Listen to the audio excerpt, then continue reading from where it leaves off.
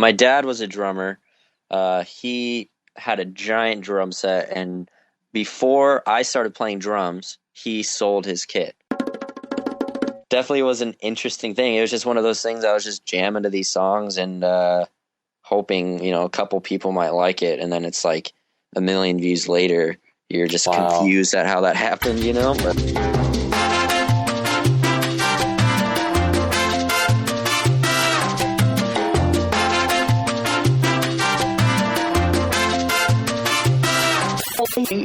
Ladies and gentlemen, welcome to the 180 Drums podcast. My name is Jake Nicole, and I am both your host of this podcast as well as the host of 180drums.com. As one of the co-founders of 180 Drums, what's so exciting to me is that we are constantly striving and trying to push education forward, really trying to change what drum lessons look like and how interactive they can be, how fun, and how much community they can have. So this podcast is really an extension of the community we're trying to create, offering you guys a free resource that exposes you to amazing content with some of the best drummers in the world. And today, I have not only one of the drummers that we've had in at 180, not only one of the best drummers in the world, but he's a good friend, and his name is Luke Holland. Luke Holland is an exceptional story because he has amassed a following of over 300,000 subscribers now on YouTube who look for his original drum covers that he does. And most recently, he just uploaded a new cover of Sorry by Justin Bieber. So you can check that out if you go to 180drums.com/Luke Holland. We'll have that video up there so you can find it, as well as tons of behind the scene clips and pictures of Luke visiting the 180 studio and hanging out, teaching a bunch of lessons with us.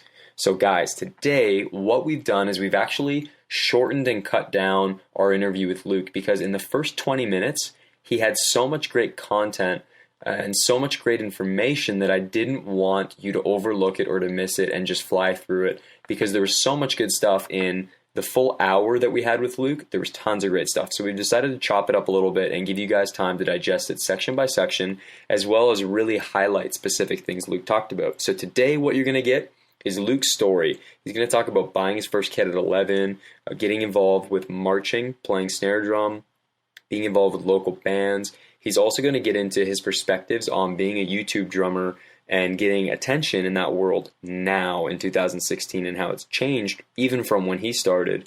We're also going to talk about partnerships and building relationships, how Luke himself built what he calls the dream team.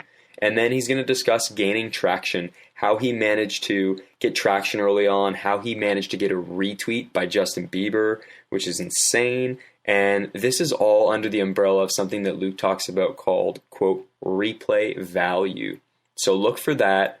Write down what you think your replay value is and how you can be influential, whether that's in YouTube, whether that's on Facebook, Instagram, Twitter, or whether that's maybe it's in, I don't know, it could be in anything. It could be in Vine, or it could be, does anybody use Vine anymore? Sorry, Vine, I have no idea. But yeah, guys, the goal is just to really find what it is about you that stands out, that is unique, that you can do, because copying someone else is the surest way to fail if that's all you're looking to do. So that's it, guys. Really excited. Make sure you head over to 180drums.com/Luke Holland to get a little behind the scenes scoop and see a little bit more of what's going on. Check out his latest cover and his band's new record, which is going to be sick. So, all right, guys, that's it. Without further ado, Luke Holland. Jake Nicole here. I've got Luke Holland on the line, who just finished wrapping up an interview with a way bigger celebrity than me in Madison Square Garden or something crazy like that. Luke, what's going on, bro? Hey, man. Good to talk to you. Dude, it's good to chat. I feel like every time I talk to you, usually you're doing something absolutely crazy, and I feel like I'm just sitting at home twiddling my thumbs, and you're like out being a legend. But where are you right now, man? Right now I'm in Maryland. I'm recording drums for the Jason Richardson solo album. And Jason is like a guitar prodigy, master, shredder. And these songs are it's like a way for me to just put out ultimate shred, like the craziest things I can think of for 5 to 10 minutes a song. So it's pretty cool, man. It's been fun so far. Day 3 right now.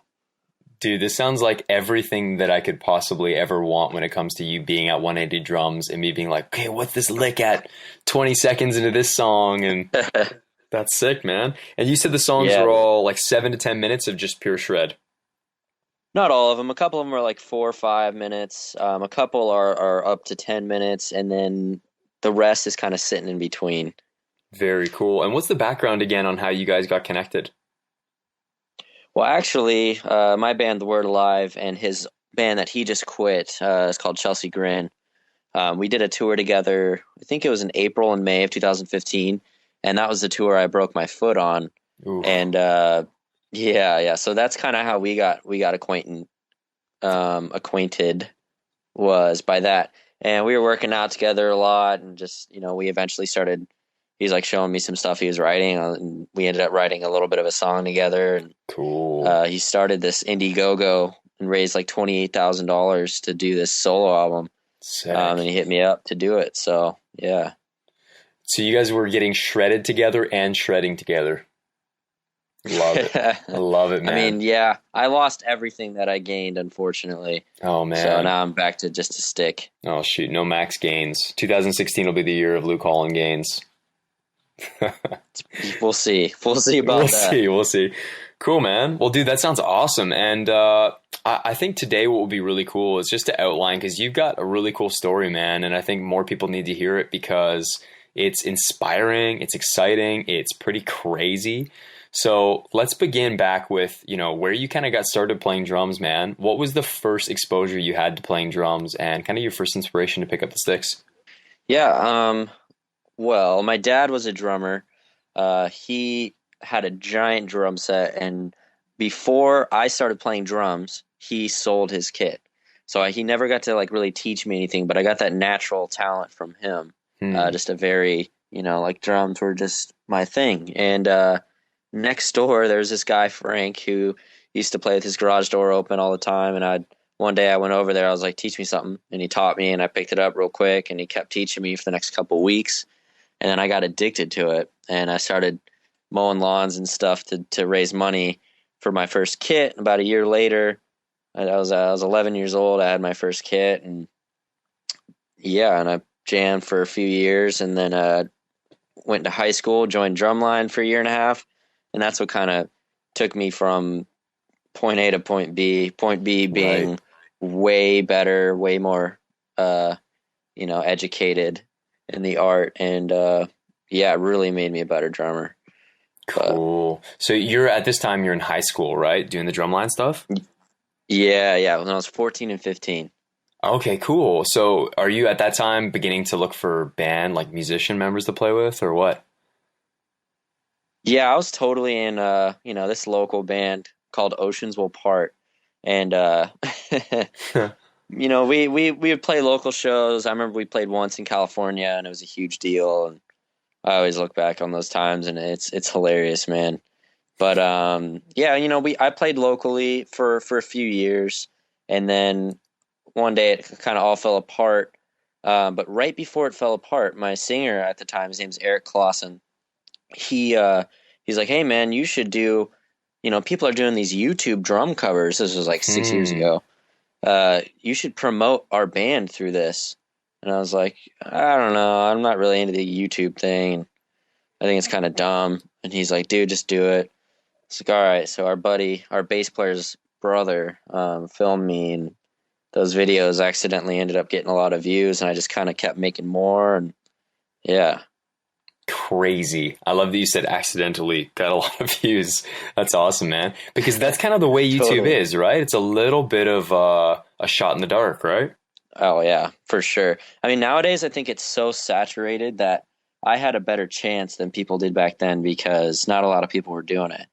And Right. the people who were doing it, it was pretty bad quality, and not bashing on them by any means, but they just didn't have the means of doing HD stuff back in the day or studio recordings, which I didn't get to for a while, but eventually I upgraded to that. So Yeah, man, you had a really great idea. And what's cool that I didn't observe about you before, bro, is that you mentioned now how you went out, you were like mowing lawns, right? Which is a real, if you look at a lot of entrepreneurs, guys like, Richard Branson or all these different entrepreneurs who do things at a young age where they go out and make money just to get something that they really want. It's cool how you did that to get a set of drums, and then your partnership idea with the studio was absolutely brilliant. So when did that come into play? Is it too soon in the timeline to bring that up? Well, it's interesting. I've had different, you know, I guess you could say partnerships, like you said. Over the years, it's been different people I've met.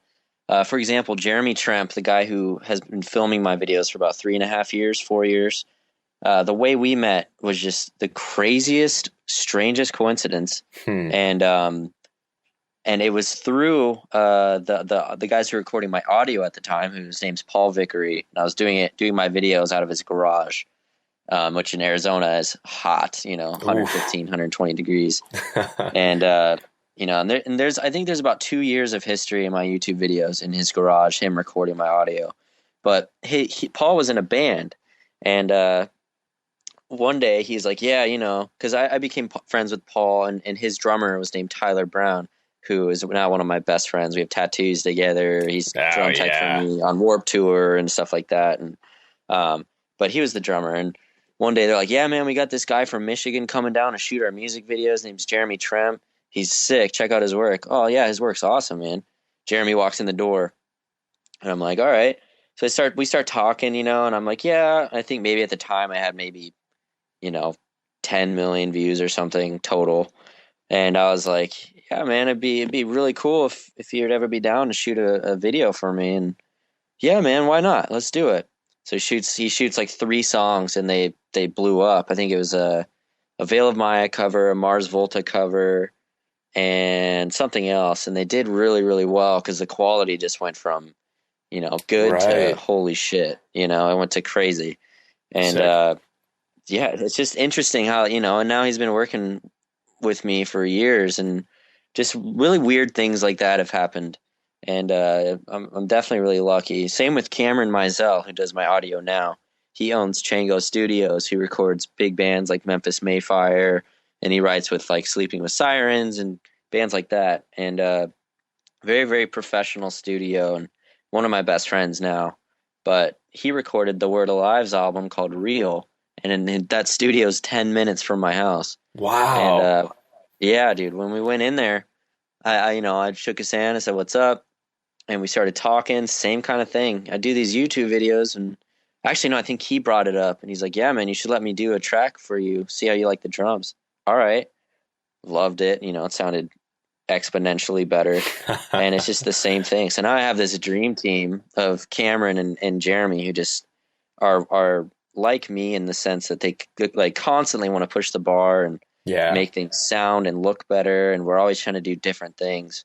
So it's been a very, very interesting thing. You could call it luck, or you could call it just a certain way of thinking, honestly. Yeah. Yeah, that's very cool, man. I mean, let's even backtrack a little bit more, because prior to building the dream team, like you just said, which is definitely an accurate description at this point, what was it like, man, when you're getting those first YouTube videos that really gained traction? What was it that you were noticing? And kind of run us through that, man. Man, I'll never forget the one day that this blew up. So I'd spent about 9 months, 10 months or so, initially on my YouTube channel, and I'd accrued maybe 1,100 subscribers or so. And one day I got a message from this kid, Joshua Chomick. I have no idea who he is. Hey man, really like your YouTube videos. Love the Texas in July covers. Oh, thanks. I appreciate it, man. Yeah, no worries. By the way, I threw your YouTube link on my YouTube channel. Hopefully it gets more views. And I was like, oh, okay, cool. And then he sends me the link, and this dude has like, at the time, over 300 million views, over 1 million subscribers, and now it's only increased even more. But he's one of the biggest YouTube guys, and his YouTube name is the Computer Nerd 01, and he just does these parodies of like Kesha songs and stuff like that, and he got a huge YouTube following from it. And he just happened to be a Texas in July fan, and posted my B.O.B. Haley Williams Airplanes remix for me. And that's the first one that it got to like 250,000 views or something really quick. And I remember just being absolutely just shell shocked, Wow. And I remember going from 1,100 subscribers that day to almost 10,000 the next day. And my Facebook friend request thing I went from like 1,000 friends to 5,000 friends, and like the max requests or whatever in a single day. Wow. That's the day I made my fan page, and it happened like super fast, and it's all because of him. He did a lot for me. So I think that was the first one.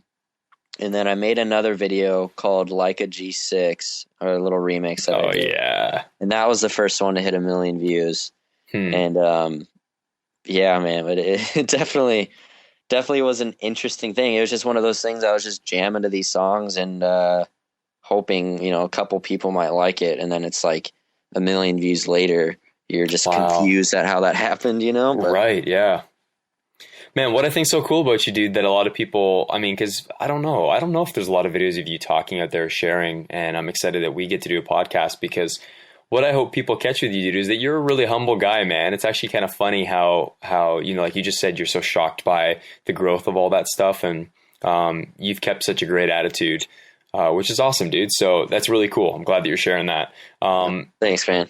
Yeah, no problem, dude. So now, as all this stuff's growing for you, we've actually seen, what's the most recent, I guess, talk about the most recent guy that's retweeted you, because this is kind of a big deal now, right? Yeah. So I think you might be talking about when Bieber tweeted it. Sure. Let's talk about that time Justin Bieber retweeted something you did. Okay, yeah. So that one was pretty recent. I did this, like, Skrillex and Diplo did Justin Bieber's new album, and I personally love it. Yeah. And they did this song called "Where Are You Now" that was technically under the name Jack Hugh. And I heard that song, and it was right when it came out, so I got it at a good time. I was like, dude, this song is incredible. So I went home, jammed it. 3 days later, filmed a video for it, put it out, and Bieber that night tweeted it too. Like, he didn't retweet it, he tweeted it. He added Skrillex and Diplo, and then tweeted the link, and it got like 50,000 retweets or something crazy. And yeah, that was definitely probably the biggest shout out I've ever had, for sure. Amazing, man. So, like, what would you give as a tip to young drummers who are, whether they're young or they're just thinking about trying to break into the scene and they haven't had a lot of exposure? Where would you begin? So say you didn't have the channel that you had now and you were starting from scratch. What would you do first? Ooh, well, like I was kind of mentioning earlier, how the market's so saturated now. Yeah. It definitely makes things harder, and everybody has like high quality cameras and audio and stuff are so easy to come by now because everybody's doing it. It is definitely more difficult to stand out. The most important thing, absolutely most important thing, is how good you are at your craft. That's just cool. That's it. Like, that's the first thing. Like, it doesn't matter how sick your cameras are and how awesome your drums sound. If you aren't that great at playing, then people will watch for 15 seconds, be like, "Well, this looks cool, sounds cool, but yeah, this drummer sucks." You know Dude, what I mean? Totally. So that's not, that's the first thing, is however many hours you spend practicing and doing your thing, that's going to show in whatever video you put out. The next thing I would say, like I've spoken about it a few times, is called replay value. And that's, why is somebody going to share this video? Why is somebody going to watch it a second time?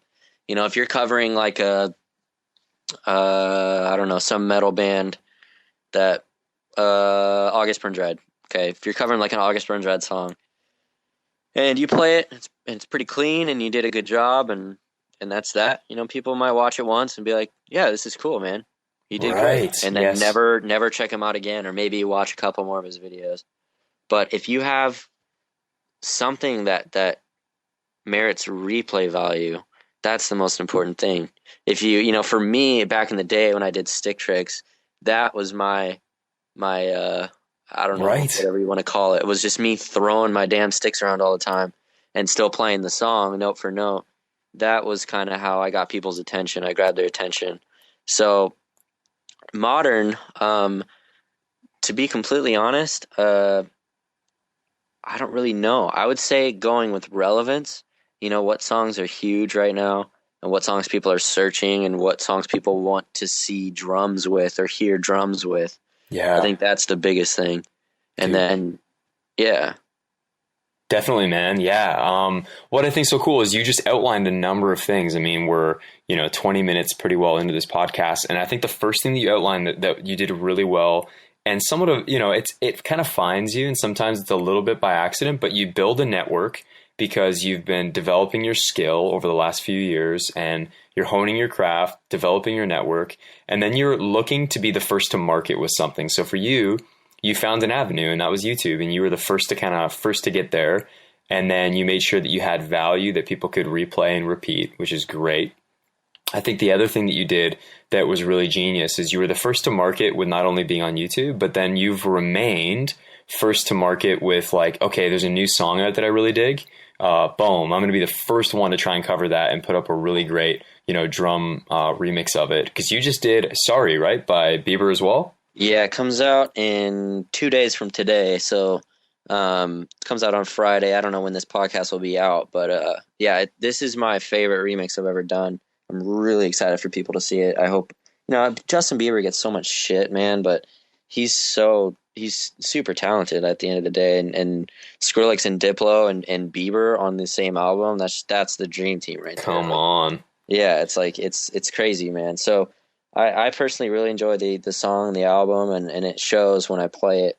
And I think that's really important too. Cool. And that kind of stuff, it shows, man. And if you're playing a song that you aren't really into, but you're playing it just because it's huge, it's like that. I mean, it is what it is, but I feel that, like me covering Ellie Goulding songs and stuff like that, yes, the emotion comes through, and that's so important. Yeah, you beat me to the punch on that one because I remember you mentioning that the Ellie Goulding song specifically, there was something emotional about it that you felt like really came through, right? Yeah, there's this one called Bittersweet, the song called Bittersweet, that I did that every comment's like, it's so funny to me, but people are like, oh man, this video made me cry. Like it's hilarious. But just that song, because that song was so fresh. Just like Where Are You Now, same exact thing by Bieber or whatever. It was so fresh, and I was so into the song and just feeling it. You know, when you feel a song for the first time, and you're like, "Damn!" and it just like takes over your senses. That was still so fresh with both of those songs, and it shows on film. And I think that's why those songs did so well.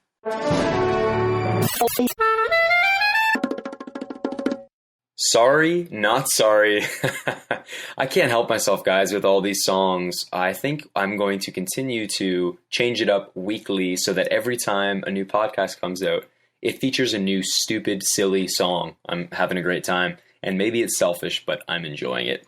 Guys, please head to iTunes, rate this podcast, let us know, give us some feedback, leave a comment, and share it with a friend. The best thing you could do is continue to spread education. And not just share 180, but share community, share what we're doing in the drum world. And what's so cool about this specific podcast is that it goes a long way for anyone trying to understand virality. I don't know that that's a word, but viral behavior on the internet and really understanding and getting in tune with how things connect, how you build a network, and how you build a team. Because Luke successfully outlined and has demonstrated many of these skills, including the idea of replay value, which for me was a massive takeaway that I'm going to carry into everything I do is what's the replay value of the content I'm creating, the attitude even that I put out on the internet? Is it a contagious behavior in a positive way? That's it, guys. Please head to 180drums.com/Luke Holland and get the scoop on more, as we will be posting the rest of this podcast as it becomes live there first. So check that out and consider signing up and joining the family. I'd be so happy to greet you, welcome you to the 180 family, and get you started learning and improving your ability on the drums. Until the next time, Jake Nicole, I am out.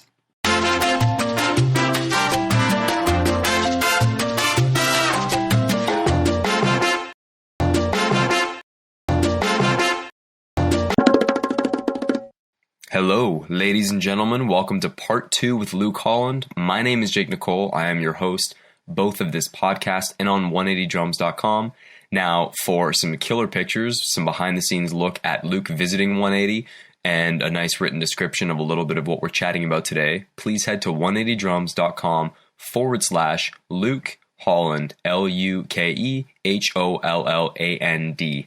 Only 1D for all you guys who are following Luke on Instagram and know that he uses 2Ds, this is just / Luke Holland. And if you want to follow Luke Holland on Instagram or Twitter, it's / Luke Holland with an extra D at the end. And you can follow 180 Drums at 180 Drums, as well as myself at Jake Nicole, JakeNicolle. Guys, leave a comment. Let us know what you think of the show, and please rate this in iTunes. Without further ado, Luke Holland, Part 2.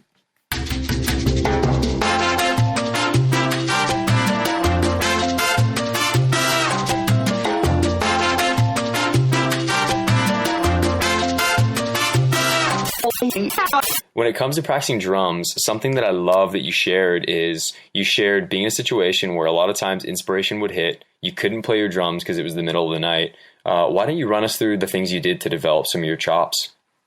Yeah, so well, I think initially, first of all, the way that I got my chops decent was that the drumline thing is I learned dynamic so important and rudiments so important. And I learned them properly. I learned the real way to do all that stuff. And I kind of carried that over to the kit, but I did it in a way that it doesn't look like, oh, this kid is a marching player. Which is huge. That's huge. Yeah. And how did you consciously decide to do that? I think it was because I'd been playing kit for about 3.5 years maybe before drumline. I know a lot of people who don't play kit at all, but they do marching, and those are the guys who you see them behind the kit, and you're like, oh, these guys are marching dudes, you know? Yeah, very rigid, very stiff. Yeah, and I only did it for 1.5 years, and I think that it didn't completely take over my playing and my character. I think that it just insanely reinforced it, But that's the first thing. The other thing is air drumming. I did a lot of that. Yes, please, dude. Break this down, because this is the coolest thing I've ever heard anybody talk about with the drums. It's I teach this a lot in my lessons too. It's so ridiculous, but man, air drumming is almost the exact same thing as playing drums. Yeah. Like if you have the stick sort of loosely in your fingers, and if you air it in the air, it hits your palm and it makes that noise. And then same thing with your feet. If you're not playing with the heel down, because nobody usually plays heel down on their feet. If you're picking your legs up and playing, that's how I learned probably 80% of the songs on my YouTube channel is air drumming.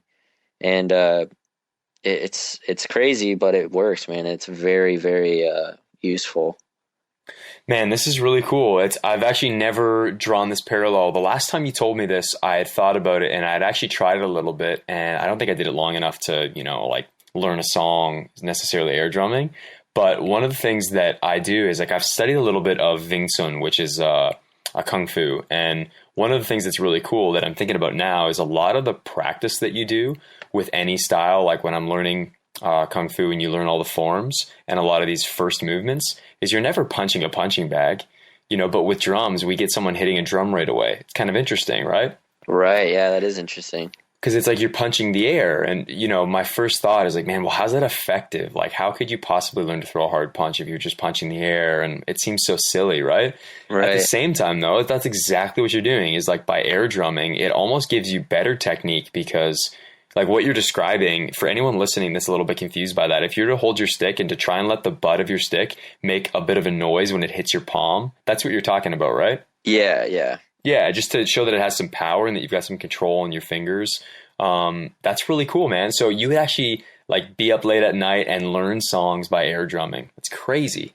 Oh yeah, I did that for years.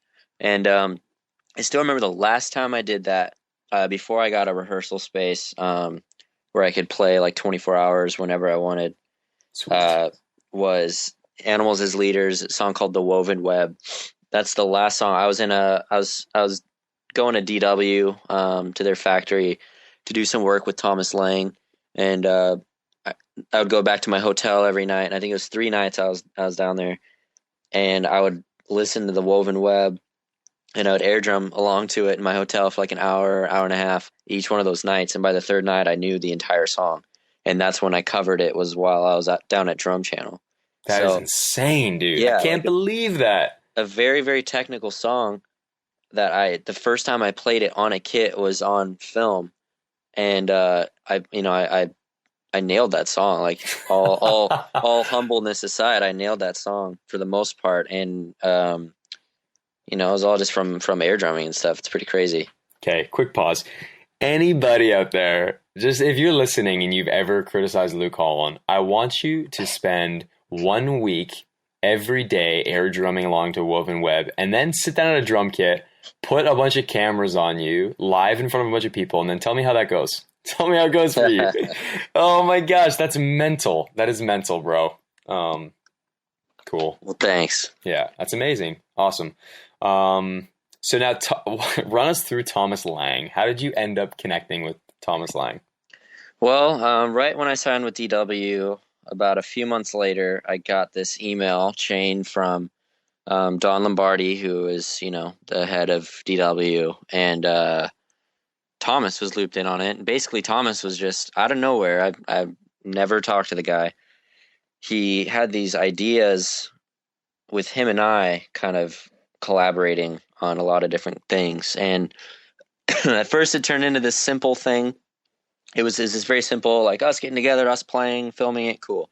And then DW was like, nah, let's pump a bunch of money into this. So they ended up flying out their private plane to pick me up in Arizona.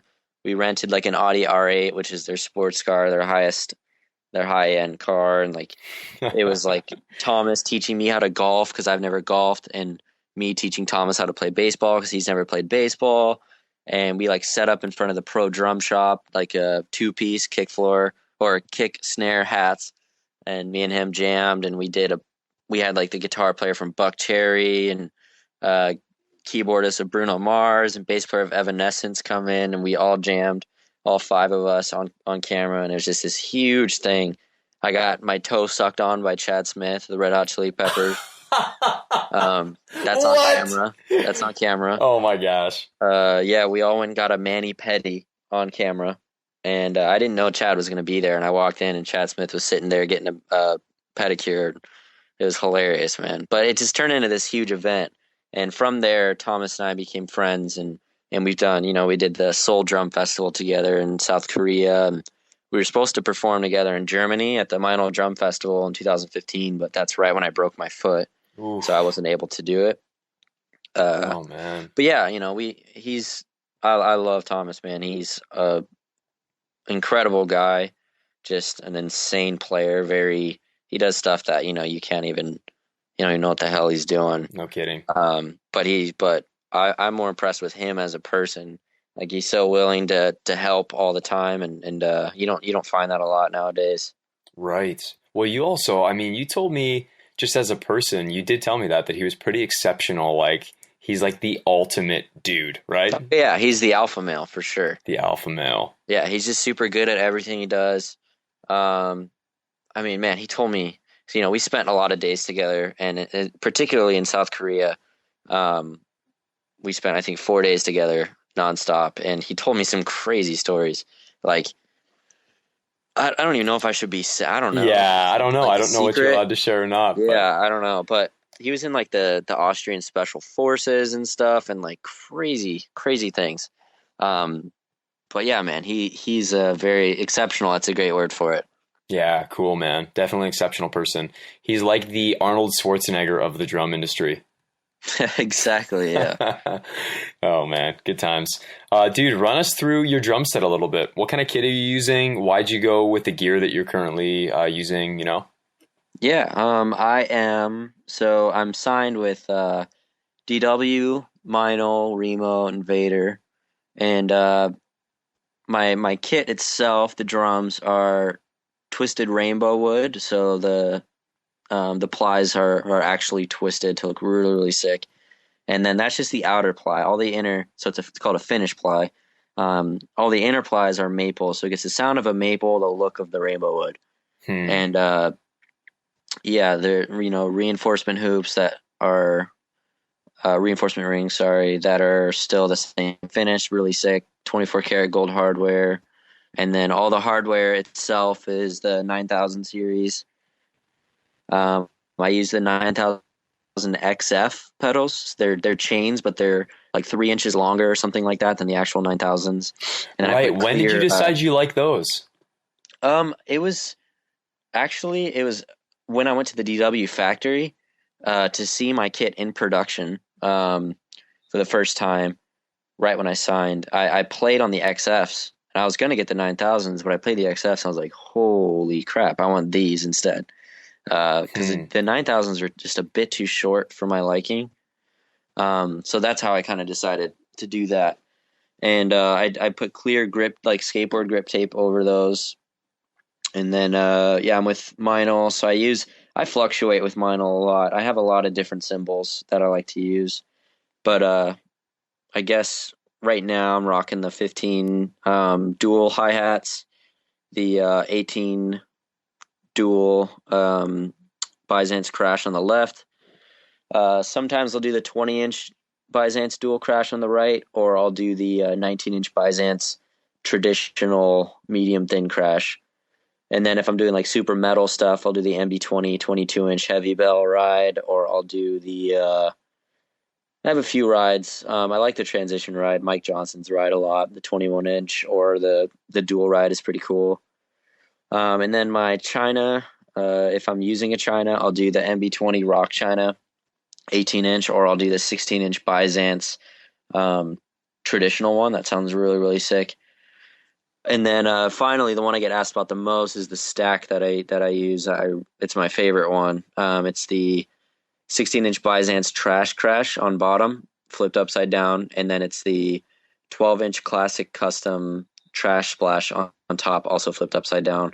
And that thing sounds ridiculous. Yeah, it sounds sick.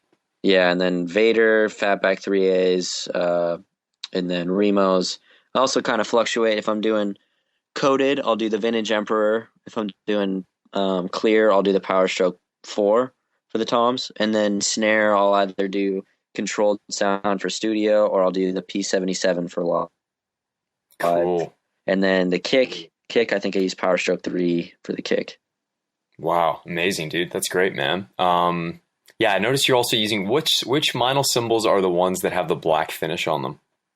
Oh yeah, I used those for one video. I did that on the Ain't It Fun Tyler Carter remix that we did. I did that for the drum playthrough. Right. Those are the I believe they're classics custom, but they're just the black finish. Cool. Yeah, they sound great. Awesome, dude. Why don't you run us through? Let's go back and let's talk. I'm just remembering, man. I'm trying to, as we go, I'm remembering all these stories you told me. Let's go back to you ending up in the Word Alive, man, because that's a really cool story in and of itself. And prior to that, too, you had got asked to fill in for one of your favorite bands, right? Yeah, man. So I guess we'll start with the Texas in July thing. I was 16. I had just started doing those YouTube covers, and I looked up to Adam Gray at the time a lot. Great drummer. And yeah, one day he messaged me or something on Facebook and told me to give me his number so he could call me. And I was like, what the hell? I was freaking out. And he called me while I was in school. I just got up, pulled my phone out, answered it. I didn't even care. And he asked me to, he was stuck in Italy because he's over there visiting his uncle. And that's when that volcano in like Greenland or Iceland, one of the Oh, two, wow. erupted. And all that ash and stuff covered the ocean, so nobody was flying. So they had this festival to launch music conference. It was called that he couldn't make. So he said he'd seen my YouTube videos. He was asking if I could fly to Pennsylvania and fill in. So I was like, hell And yeah. you're 16, dude. Yeah, I was 16. And Wow. yeah, man. So I ended up doing it. I took a week off school. One of my best friends, James, came with me, and yeah, that happened. And after that, people kind of gave me a little bit more street cred, No because they're like, all right, kidding. so he can play Adam's set live with the band and stuff, and so that was cool. That's definitely kind of before I thought I sucked at drums and it was just a hobby for me, and after that, it gave me more confidence, and I was like, okay, maybe I can actually make a career out of this. Yeah, dude, that's And amazing. yeah, thanks, man. And then I think right after high school, yeah, the day after high school, I ended up, well, a week before I graduated, I got this email from this group called the Green Children. And they sent me an email and asked me to play this residency at the Viper Room in LA with them. And so the day after I graduated, me and my best friend Phipps, we moved to LA, Silver Lake in particular, and I had no obligations. I just had one show a week, one practice a week, and they rented out this huge house for just both of us to live in. And we were there for about a month and a half, and it was a really great time.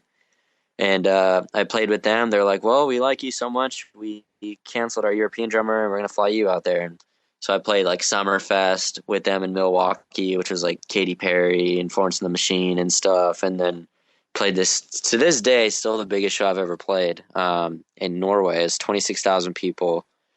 And it was on this island, and it was ridiculous, man. I think I just turned 18 at the time. Wow. And it was just they made me play a drum solo, and it was just this crazy, crazy experience. But I played a lot with them, and then that kind of went under. They started writing their second album, and they're like, "Yeah, we're not gonna be touring for a while. Sorry," kind of thing. 4 months passed, and I'm like, "All right, I need to start making some more money." At this time, are you still living in LA, or did you'd moved back home by then? So I was there for about a month and a half, and then I went back to Arizona, and and then the Word Alive hit me up. My singer messaged me after seeing my Skrillex Cinema remix on YouTube or whatever. He sent me a message and asked if I wanted to join, and we had a phone call, and that was that. I joined, and I'll be in it 4 years this March. Wow, cool. Yeah. Yep.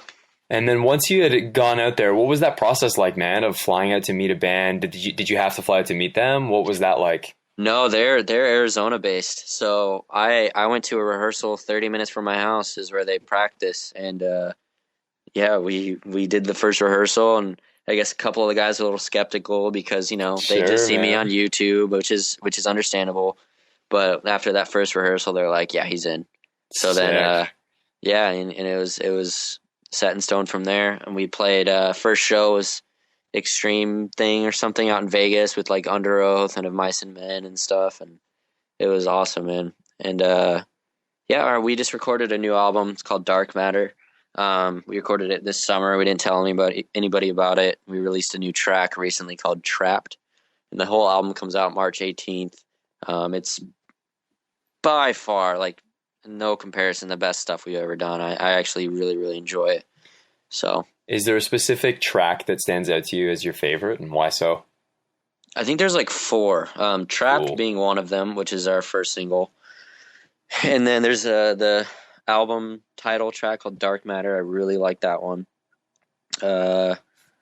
Grunge, that one's really sick. Dreamer, which is the opener for the album, is probably my favorite song. But to be honest, I like the whole album. The whole album's awesome.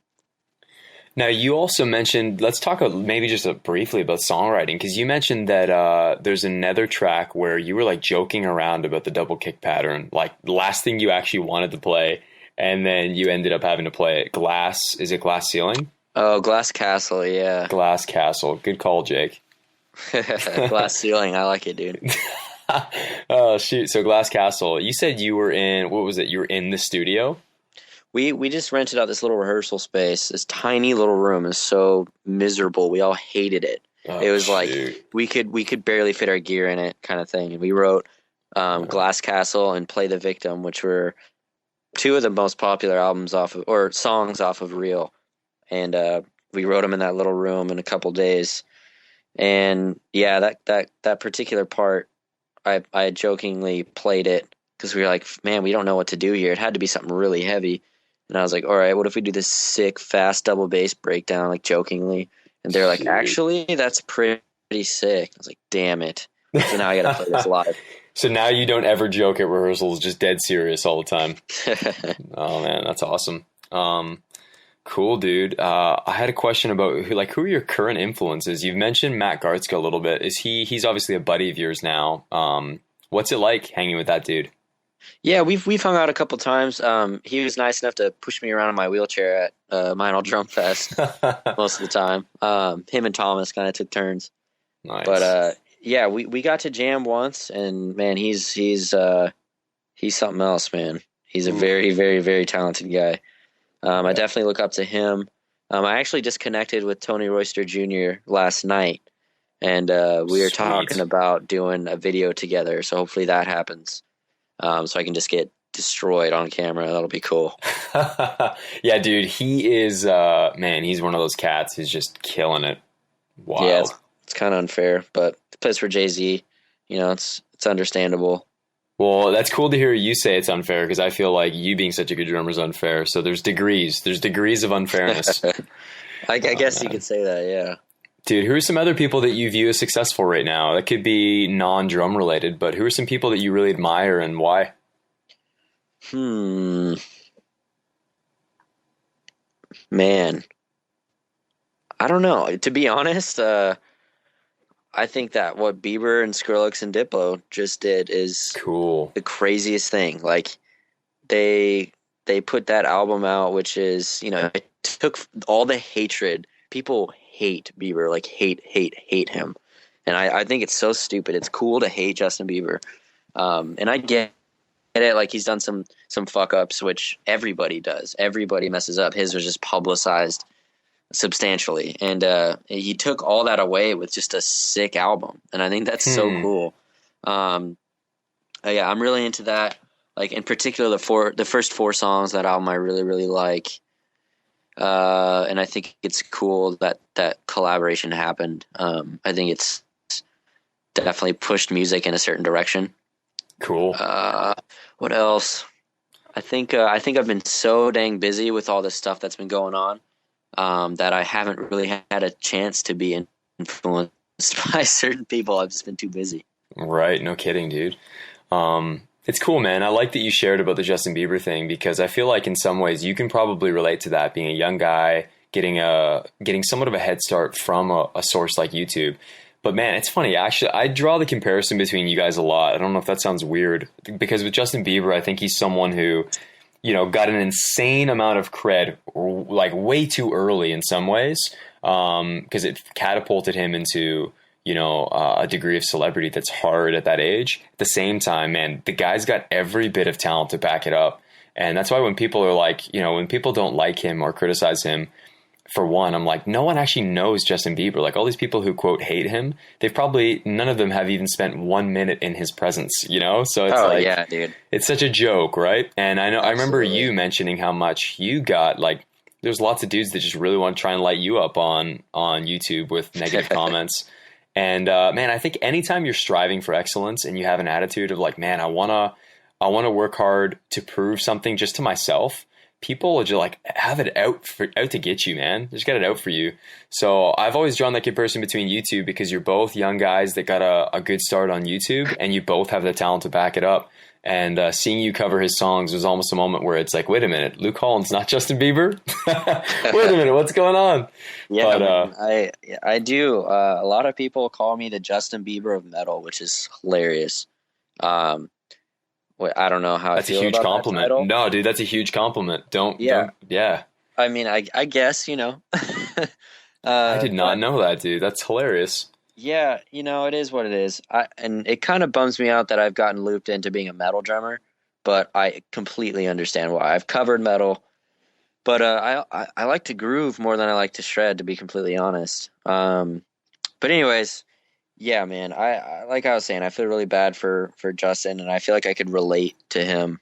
Like I bet if him and I had a 30-minute conversation, just one on one, it would just be like, I mean, he's on such a higher level than I am personally, but I've had a taste of that definitely, and it's definitely really really difficult to deal with, especially at a younger age. But now that I've matured a little bit more, and I'm 22 now, I just, man, all that stuff I just don't even worry about. I just keep doing my thing and keep getting better, and progressing, and setting the bar in some ways. And I'm just going to continue to do that as long as I can, and not really give a shit what people think. So, Amazing. Man, one thing that I learned about you that I thought was really cool too is drawing these parallels between Justin and you just a little bit. is how much, facing all the negativity, facing all the adversity. You've gone through a lot more than people actually get to see all the time, right? Like, I won't get too descriptive, but I know you even had guys that have tried to attack you, like, legally. Like, you've had just crazy stuff that no one will ever even know about. But Yeah, it's like, I don't want to publicize that stuff because I don't like throwing a bunch of negative stuff out there. And plus, I don't want those people to get, that's what they want me to do. They want me to make it public. And to say the least, I really despise people. But at the same time, you can't go through life like that because exactly. it'll just consume you. So, and not all people, obviously. I have a ton of friends and a ton, family and stuff that I love, and there's been a lot of stuff, man. I've had people, the whole catfishing thing where they take your identity, and I've had people do unspeakable things as me when it's not really me, and I've had their dads and their brothers, older brothers, messaging me saying they're going to put me in the hospital, and I have to describe to them, hey, that wasn't me, that was somebody else using my stuff. And I got subpoenaed at Warped Tour while I was giving lessons, and just all sorts of people are just man, there's some real problems in the world, and it sucks to get that stuff thrown on me constantly, but I guess it's the price you pay. Well, man, what's so cool about the contrast that you just showed, bro, is that you went from being like, man, I've been in a private jet in an R8 and, hanging out with Thomas Lang, getting these emails, life is so amazing, all this stuff. And then it's like, dude, real life, real life. So, oh yeah, real life's a thing, man. Real life's a thing. Oh, dude, it's so true. And you know what's funny, man? My very, very small influence, even in the drum industry, just seeing some of the YouTube comments, even that I've begun to get, it's funny, man. There's people who are just like, the first thing they want to do is say something negative, and that's always going to be the case. But you have a great attitude, man, and that's people are gonna hold on to and remember the most, So here's actually a question I'd like to ask everybody: is if you could send a postcard to everybody or send a message that everybody in the world would read, what would you want that message to be? Ooh, that's a tough one. Yeah, that's some deep stuff right there. Deep. Okay, let me think about it. Yeah, you can definitely think about that, man. I mean, I'll share one of the ones that stood out to me is Keith Sticks McJimson from Ariana Grande shared that I'm not gonna be able to remember it exactly. If you want to check it out, you can just search him on our podcast and check it out. But he mentions, like, when you climb the ladder to the top, make sure that you leave it there for someone else to climb up to. And I was like, man, that's deep. That's sick. I like that. Yeah. So he had a good one. But I mean, I'm kind of bad at this stuff, to be honest. But I think that I don't know. Kind of touching base on what we were just talking about, like letting other people influence you so heavily and consume you is just not. Like, that's just not a good thing. And I see so much now with social media in particular, people, every decision they make is based off of what somebody else is going to think. And those are, there's the lion and the sheep. And if you're constantly, if your life is governed by somebody else, man, then you're a sheep, and you're going to live your life that way. And it sucks, but I don't know. I don't know how to put that in a postcard form, but it's so important to be an individual and to be yourself, man. Dude, that's really cool. I'm not putting these words in your mouth, but the first 3 words that come to mind for me, that is just think for yourself, Yeah. Which I think is awesome. That's like the ultimate postcard. Think for yourself. Man. Cool, dude. Are there I'm at that stuff, but whatever. Yeah, right, man. It's funny. You just did it earlier where you said replay value. You didn't hear that anywhere. I feel like you kind of summarized that based on being asked that question so many times. Totally. The other thing that you say, dude, is you say prior knowledge. We talked a lot at 180 Drums when you were in, and for anybody listening, like, Luke came in, shot a whole bunch of lessons with us. He was one of the most talented instructors when it came to playing anything at any speed, along with the metronome, making it sound like it was designed to be played at that speed. And one of the things that Luke talked about a lot was prior knowledge, was the idea of like, you know, if you don't know how to do something, odds are it's because there's foundational elements that you haven't built up in advance. So like even for you, man, you didn't just learn woven web in 3 days because you were just learning the drums. You had all this prior knowledge to draw from that made your ability to connect those other pieces and parts of that song together much more simple, right?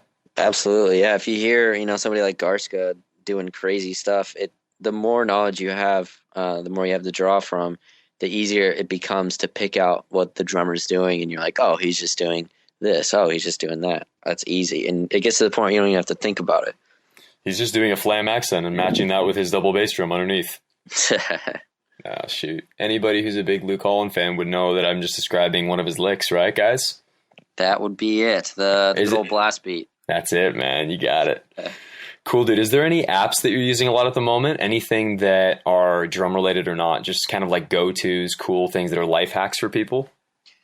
Not really, to be honest. I am only ever on like Facebook, Twitter, Instagram, YouTube. Those are like the only things I ever go on. And my email, of course. But yeah, no kidding, dude, for sure. You don't have any apps that you use that are like go-tos. Like Let me look. Yeah, open up your phone, dude. You got something. Dude, I'm on it. Okay, this is actually hilarious. Last night, so I'm up here doing the Jason Richardson album, and we're in this room. You know, there's 2 separate bunk beds, and he's on the bottom of the one. I'm on the bottom of the other, and it's just absolutely quiet. And this is 100% not drum related, but I think it's hilarious. So I'm like, dude, I love sleeping with a fan at home. So I'm like, I wonder if there's a fan app. So I download this bedtime fan free app. Incredible. All right. If anybody out there needs a fan, all right, you download that app and you tell me I'm wrong. I dare you. This thing rules. Get out of here. What is it? It just makes a fan noise? Yeah, dude, it's so tight. It's the best thing that's ever happened. It's so tight, he says. I love it. Yep. Oh, shoot. But nothing drum related. Nope. Cool, dude. That's cool, man. Yeah, I have mostly like kind of just like productivity apps that I find really fun. Airbnb is a game changer right now because I'm getting ready to go to LA for NAMM. Are you going to be there too? Did we talk about this yet? Yeah, I will be. Sick. Jason and I are going together, and I know Aaron and I are going to meet up as well. And I think Tony and I are going to meet up as well. So it's going to be cool. A lot of friends are going to be there, and it'll be fun. Dude, Aaron, and I should grab lunch because I know that Aaron, I was bugging that guy too, man. I can't wait to see that dude. Yeah, he's awesome, man. Did you ever listen to his album that I sent you? Grace Through the Wandering. Oh, no, I haven't got a chance to check it out, to be completely honest. But anything with his voice on it is ridiculous, man. Sick. So good. Quick shout out. He has the best voice. Yeah, such a great voice, man. And Aaron's such a humble dude too. When he was in at 180, I remember he had showed me like a demo of the album, and he said, I was like, dude, you're a great singer, man. Because I knew that was something he had in the past talked lowly of. And he's like, dude, I'm not a singer, man. I'm just a yeller. I was like, what? So such a humble dude. But listen, man, we've taken up more than enough of your time. Is there anything else that you wanted to share, kind of, you know, in parting ways? I mean, I guess the only thing would be, hopefully you guys check out, anybody's listening, the Bieber Sorry remix that I did. It comes out soon, and or will be out by this, I don't know, who knows. But that, I just hit 300,000 subscribers today on my YouTube channel. That's awesome. Congrats. Thanks anybody who's subscribed. New Word Alive comes out March 18th, Dark Matter. Super proud of it. Yeah, I mean, there's a few other things that I've done that I can't talk about just yet, but I'm very, very excited for. And yeah, thanks to everybody for the support, man. I know everybody says that shit all the time, but you know, without people who care and who keep up with consistent content, at the end of the day, we're just guys who like to hit stuff with pieces of wood. You know what I mean? It's so true, man. Absolutely. Yeah. So thanks to everybody, and yeah, I think that's it, man. Dude, awesome. So good having you on the show, bro. Yeah, thanks. Likewise.